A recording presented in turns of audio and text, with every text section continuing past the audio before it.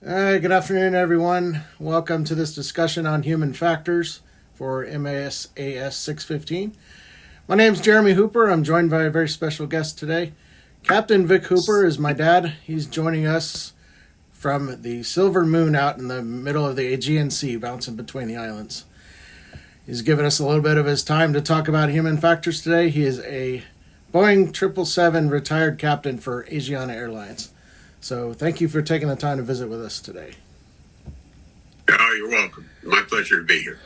I thought, what better opportunity to talk about human factors and human performance than to look at the Boeing 777 Asiana crash that happened in San Francisco back in 2013. I'll give a little synopsis about what we know from the NTSB report, and then we'll ask Captain Hooper to weigh in and give us some of his thoughts on some of the human factors that may have played a role in it. So what we basically know from the NTSB report was this was a Boeing 777-200 flying from Incheon, Korea to San Francisco. The pilot flying in the left seat was a captain in training, trainee captain. He was not a new captain, but he was new to the 777. The instructor pilot monitoring in the right seat, was on his very first trip as a instructor on the Boeing 777. So essentially, this was a routine flight. They're coming into San Francisco. It was a beautiful day, VMC day, with no winds and beautiful conditions with a modern aircraft. And we're just going to talk a little bit about how these folks took a perfectly functioning Boeing 777 and flew it into the side of the seawall there at runway 28 left at San Francisco. So they basically had the ILS glide slope was out of service, which is not usually a big deal, but this was the first time this particular first officer had seen that, or captain in training had seen that in the 777. So he was a little bit nervous about it going in there. Air traffic control sent him up for a visual approach to 28 left. It kind of set them a little bit high on energy at first on the base leg, but nothing too crazy. Then air traffic control instructed the crew to slow from 210 to 180 knots, at which time they, as they started slowing down, the pitch of the nose came up to help acquire the 180 knots, which put the airplane on a much higher on the glide slope than they should have been. So trying to make a correction for it, the pilot flying captain trainee made various autopilot inputs to try to correct the situation, but obviously had very limited proficiency with the autopilot to make that happen. And then, like I said, they slammed a perfectly flyable 777 into the side of the seawall there at San Francisco. So we'll bring my dad, Captain Hooper, in. And well, first of all, I want you to just tell us a little bit about your background. I flew in the military for 30 years and flew for Delta for 28 years, being a captain on the 727, 757, 767, the 777 that I finished my career, but also the L-1011. And then in 2005, I left Delta, retired, and moved to Seoul, Korea for 7 years. And over 7 years, flew almost 7,000 hours at we say Asiana. Flying the 777. I've flown that airplane that crashed and many times, and have flown that route many times to that runway. I'm also familiar with Asiana procedures and the dynamics between the flight crew at Asiana as it differs from, say, a United States flight crew. So the NTSB actually interviewed you as part of their accident investigation. Is that correct? That is true. So, what insights were you able to provide to the NTSB that they may not have otherwise been able to pick up on about human factors over at Asiana? Well, I think it's interesting because of some of the things that I brought up and reading the accident report. There's some things that I think weren't emphasized enough, and some things that I don't think were emphasized at all. And I don't know if that's because of the relationships between countries and not wanting to embarrass an ally, that they maybe didn't address some of the factors. But a couple of things that I brought out to them that I think were key factors. One is the reliance on automation at Asiana. It was typical for them to go take off, do gear up, the pilot flying call for gear up, and go immediately on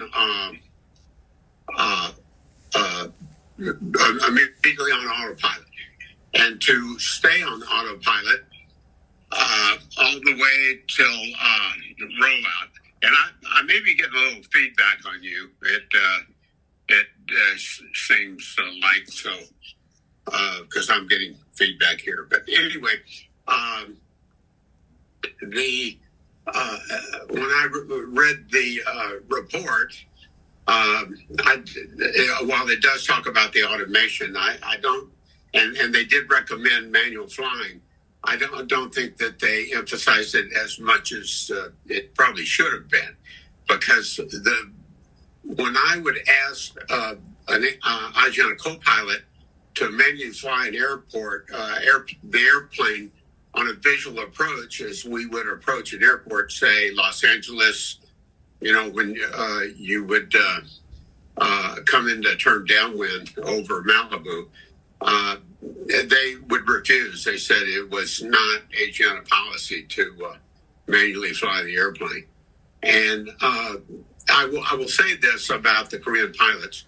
They studied just an amazing amount. The time they spent in the books and their recall of what they read was excellent, but to the fault of actually applying it practically. For example, with ETPs across the ocean, I would be flying, say, over Anchorage, and I would say, okay, you have an engine fire. Where do you divert to? And they would say the ETP, they would look at the next ETP, even though it's 500 miles away, and they would ignore the fact that they were right overhead Anchorage International or Elmendorf Air Force Base. So they were so much into procedure, they wouldn't apply the real world practicality to it. And I think that the fact that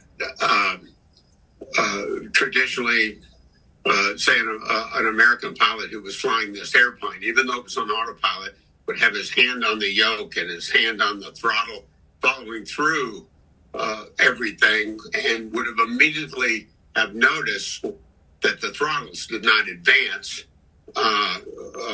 when the airplane was slowing down. And also their reliance on automation yielded what I think is not enough of a cross-check.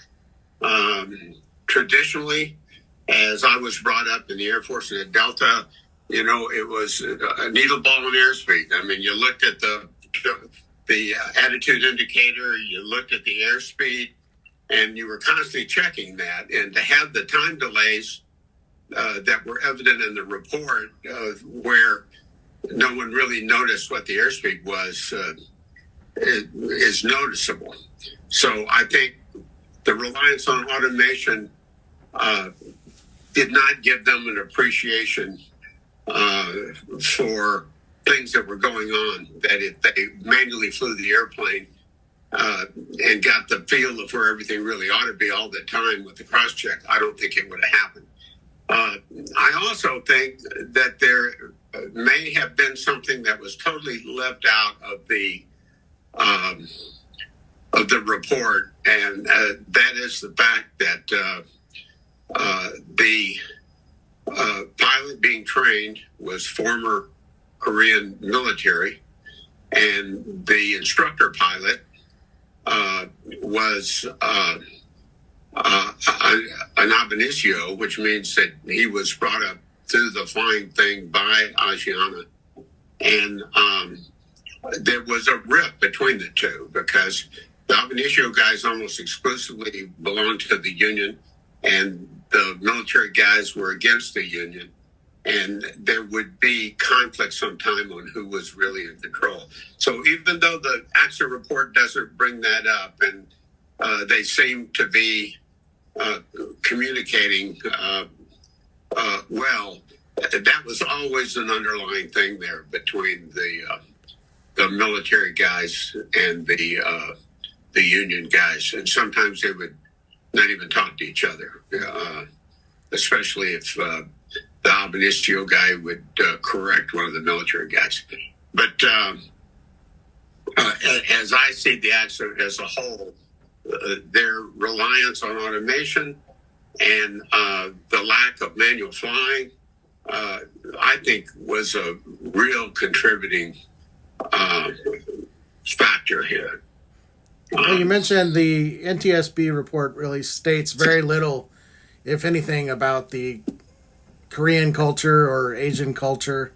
It doesn't really say much about it other than it may have said the pilot flying the student kind of refused to call his own go-around because he thought maybe it was only the pilot in command in the right seat that even had the authority to do that. So, you believe that culture played a much larger role in this incident, correct?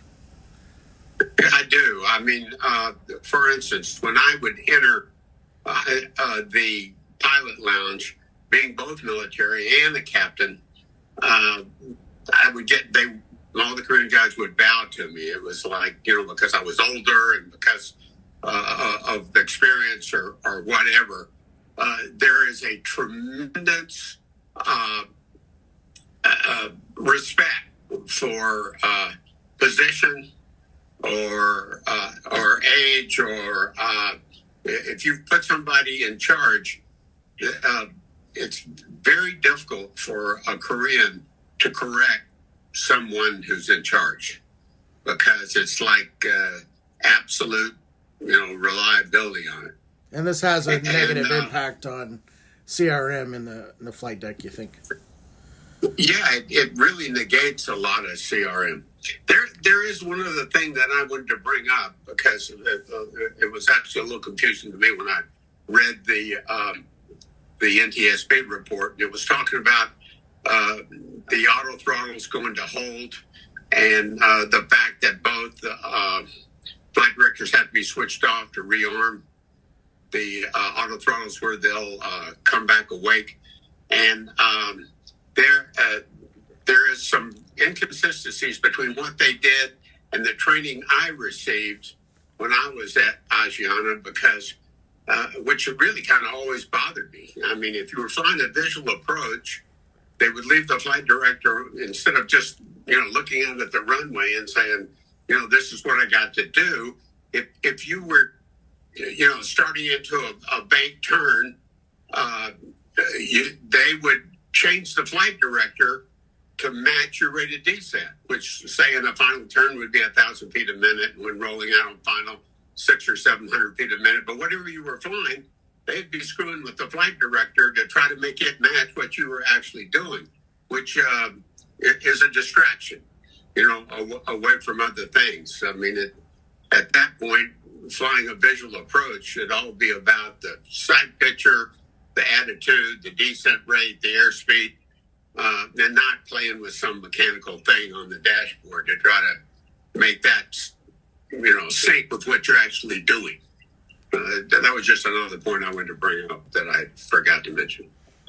Yeah, I found it very fascinating that they said one of the pilots had left the airspeed out of his cross-check for about 24 seconds, and the other one had left their airspeed out of the cross-check for about 17 seconds. And that's not the way the Americans are trained. We're trained. Look, aim point airspeed, aim point airspeed. It's the cross-check goes that fast.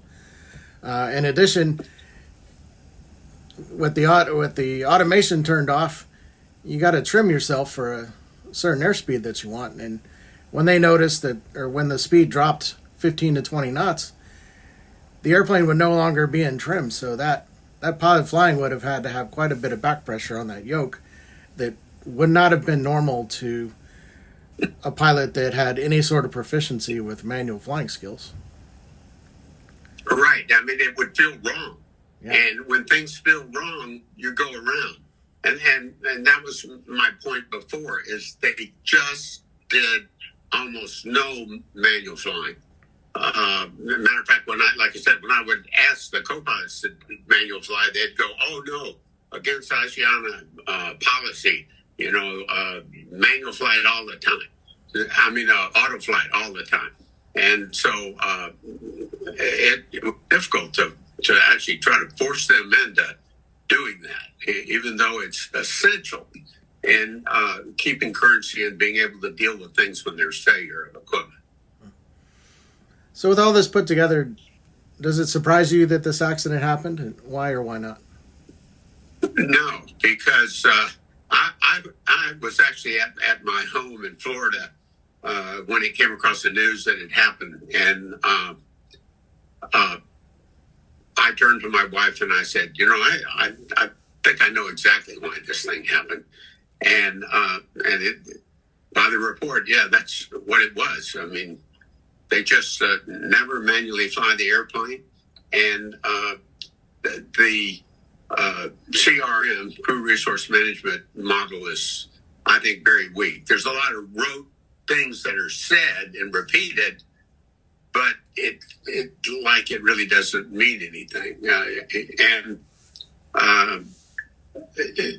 You can see some confusion in the discussion, the comments that are made on the tape, that it was less than optimal.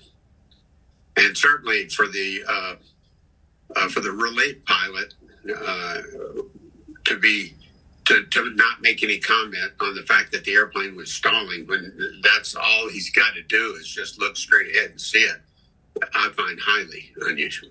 He repeatedly called out sink rate, but really it's kind of... I lost your sound for a minute there. Oh, can you hear me now? Yeah, I hear you now. Yeah, he was calling out sink rate, so pretty much to the exclusion of anything else. It was kind of like a little bit of tunnel vision going on. So just to wrap this up, what recommendations would you have made to the management of Asiana that would prevent this type of accident in the future? I would recommend more manual flight in the pattern, particularly when it's visual, for all the pilots, so that they get better control of the airplane. And occasionally that they fly, when workload enables it, that, they fly the airplane to some altitude, 10 or 18,000 feet, just feel it in different regimes. I would do that. Second, I would recommend that Asiana develop the procedure that Delta had, that when you have a full relief crew, that all 4 people are in the cockpit for takeoff and landing, because that's 4 sets of eyes, so that one guy can start screaming, airspeed, throttles, any of those calls would have prevented this. So, those are 2 very distinct recommendations I would make. Yeah, I would say, and you retired about 10 years ago, I would say that those manual flying skills have degraded, I would say, significantly since that time. Pretty much across the force of pilots out there. I think we all need to take pause and recognize that we should be spending more time hand flying the airplane.